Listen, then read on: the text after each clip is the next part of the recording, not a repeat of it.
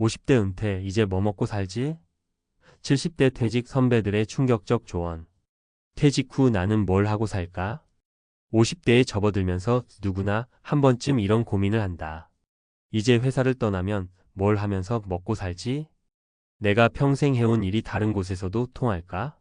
퇴직금으로 몇 년은 버티겠지만 그 이후에는, 특히 대기업이나 공기업처럼 정년이 보장된 직장에서 일했다면 퇴직 후의 삶은 더욱 막막하다. 직장에서는 하루하루 정해진 일정이 있고 할 일이 있었지만 은퇴 후에는 그 틀이 사라진다. 문제는 사람들은 막상 퇴직하고 나면 은퇴 후에도 할 일이 많겠지라고 막연히 생각했다가 현실을 맞닥뜨리고 나서야 당황한다는 것이다. 그렇다면 이미 70대가 된 선배들은 어떻게 살고 있을까? 이미 퇴직의 과정을 겪어본 인생 선배들의 이야기를 들으면 우리의 미래가 어떻게 될지 감이 잡힐 것이다. 이들은 하나같이 은퇴 후 삶을 제대로 준비하지 않으면 후회한다. 고 입을 모은다.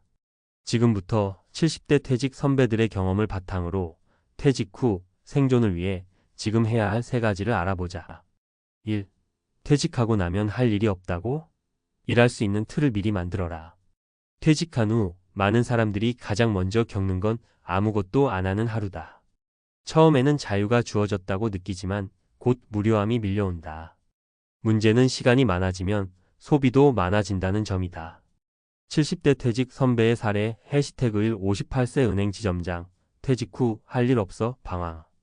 박모 씨 70세는 은행 지점장으로 일하다가 58세에 퇴직했다.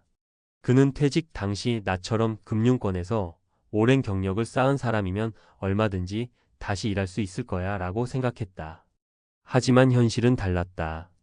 퇴직 후 금융권에서 재취업을 시도했지만 이미 시장은 젊은 세대 위주로 바뀌고 있었고 은행들도 지점 통폐합으로 인력을 줄이는 상황이었다. 결국 그는 2년 동안 제대로 된 직장을 구하지 못했다. 그동안 퇴직금과 모아둔 돈을 조금씩 쓰면서 버텼지만 소비가 줄지 않았다. 퇴직 후 3년 차가 되었을 때 그는 스스로 초조함과 우울감에 빠졌다. 퇴직하고 나면 시간이 많아져서 좋을 줄 알았는데 오히려 시간에 치이고 돈 걱정에 시달리더라. 결국 그는 퇴직 전에 미리 일할 계획을 세우지 않은 것을 가장 후회했다. 교훈: 퇴직 전에 미리 일할 틀을 만들어야 한다. 나의 경험을 살려 프리랜서, 컨설팅, 강의 등으로 이어갈 수 있는 분야를 찾자. 퇴직 전부터 최소한 12년 동안 일할 기회를 탐색하고 미리 준비해 두자.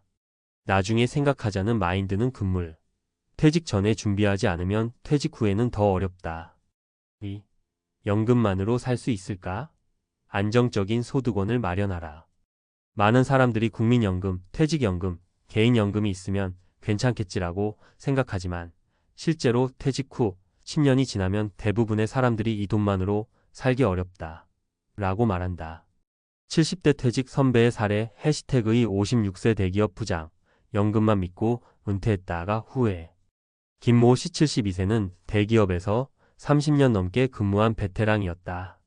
그는 56세에 퇴직했을 때 국민연금과 퇴직연금 그리고 개인연금까지 있으면 충분하겠지라고 생각했다. 하지만 막상 은퇴 후 살아보니 연금만으로 생활하기엔 부족했다. 고정비만 해도 한 달에 250만 원이 넘는데 연금으로 들어오는 돈은 200만 원 남짓이었어. 처음엔 좀 줄이면 되겠지 했는데 결국 부족한 돈을 채우려면 일해야 하더라고. 그는 결국 퇴직 후 5년 차에 지인의 추천으로 작은 창업을 시작했다. 하지만 퇴직 전에 미리 경험해 보지 않은 창업이라 시행착오를 겪으며 많은 돈을 날렸다. 교훈: 퇴직 전에 소득원을 미리 만들어야 한다. 연금만 믿지 말고 소규모 사업, 부동산 임대, 온라인 강의, 자격증 활용 등으로 추가 수입을 만들자. 퇴직 전에 미리 경험해보고 실패를 겪어보는 것이 중요하다. 퇴직 후 급하게 새로운 일을 시작하면 실패 확률이 높다. 3. 사람이 없으면 더 빨리 늙는다. 사회적 관계를 유지하라.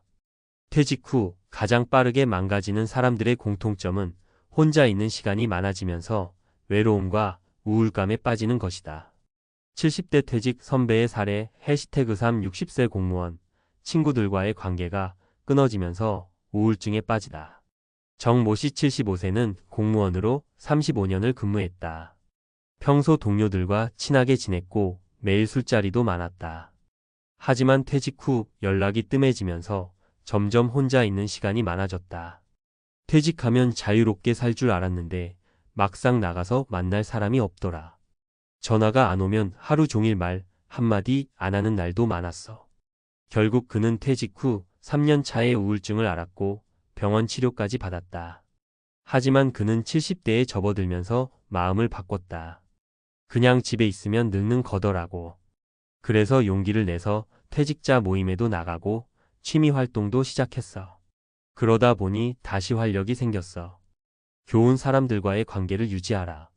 퇴직 전에 동호회, 지역 모임, 봉사활동 등 커뮤니티를 만들어라. 은퇴 후에도 계속해서 새로운 사람을 만나고 사회적 활동을 해야 한다. 혼자 있으면 더 빨리 늙는다. 결론 퇴직 후에도 삶은 계속된다. 퇴직은 끝이 아니다. 오히려 새로운 삶의 시작이다. 하지만 아무런 준비 없이 퇴직을 맞이하면 현실은 가혹하다. 퇴직 전에 꼭 해야 할 3가지. 일할 수 있는 틀을 미리 만들어라. 연금만 믿지 말고 추가적인 소득원을 준비하라. 사회적 관계를 유지하며 활동적으로 살아라. 이제 당신은 어떤 준비를 하고 있는가? 늦었다고 생각될 때가 가장 빠른 때다. 지금부터라도 준비하자. 퇴직 후에도 계속 살아가야 한다. 그 다음은? 지금까지 살펴본 것처럼 퇴직 후에는 일, 소득, 관계 이 3가지가 필수적이다. 그렇다면 이제 다음 질문이 자연스럽게 떠오른다. 그렇다면 은퇴 후에는 어디에서 어떤 방식으로 살아야 할까? 돈을 아끼면서도 풍족한 삶을 살 수 있는 방법은 없을까? 건강을 유지하면서 오래 행복하게 살려면 어떻게 해야 할까? 많은 사람들이 퇴직 후에도 수입을 만들고 사람들과 어울리는 방법을 고민하지만 은퇴 후 삶의 가장 중요한 요소는 삶의 질이다. 돈을 아끼며 살기만 하면 우울해질 것이고 무조건 소비를 늘리면 오래 살수록 경제적으로 힘들어진다. 결국 돈, 건강, 삶의 균형을 어떻게 맞추느냐가 관건이다. 이번에는 70대 퇴직 선배들이 후배들에게 강조하는 퇴직 후 삶을 잘 꾸려가는 필수 요소를 알아보자. 1. 퇴직 후 어디에서 살 것인가? 당신의 생활비가 결정된다. 많은 사람들이 은퇴 후 가장 먼저 고려하는 것은 집을 유지할 것인가, 옮길 것인가다. 퇴직 전까지는 서울이나 수도권, 대도시에서 직장 가까운 곳에 살지만 막상 퇴직 후에는 주거비, 생활비, 환경이 완전히 다른 문제로 다가온다. 70대 퇴직 선배의 사례 해시태그를 62세 대기업 퇴직자, 서울을 떠나기로 결정. 이모 씨 72세는 62세의 대기업에서 퇴직했다. 퇴직 당시 그는 서울 강남에 살고 있었지만 한 달 생활비가 400만 원 이상이 들었다. 퇴직하고 나서야 알았지. 내가 여기에 있을 이유가 없다는 걸. 퇴직 후 2년간 생활해보니 연금과 약간의 사업 소득으로는 서울 생활이 너무 부담스러웠다. 결국 그는 경기도 외곽으로 이사했고 월 250만 원 정도면 충분한 생활이 가능해졌다. 그는 퇴직 후 생활비를 줄이면서도 삶의 질을 유지할 수 있는 방법을 택했다. 퇴직 후 주거 선택 시 고려해야 할 점. 생활비를 줄이는 것이 우선이다. 주거비, 식비, 교통비를 고려해 비용이 적게 드는 곳을 찾자. 너무 외진 곳으로 가면 사회적 관계가 단절될 위험이 있다.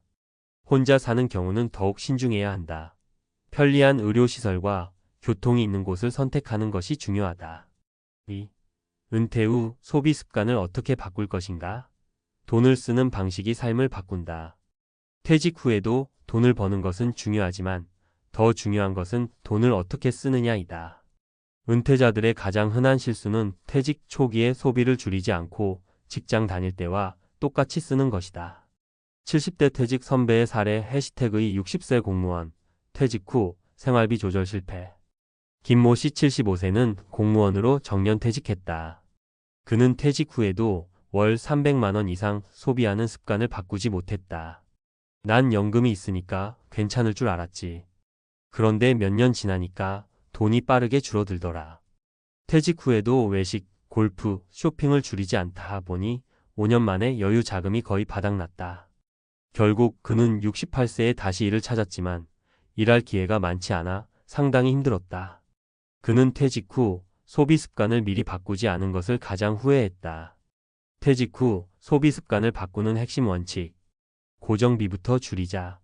주거비, 자동차 유지비, 통신비 등 반드시 필요한 지출부터 조절한다.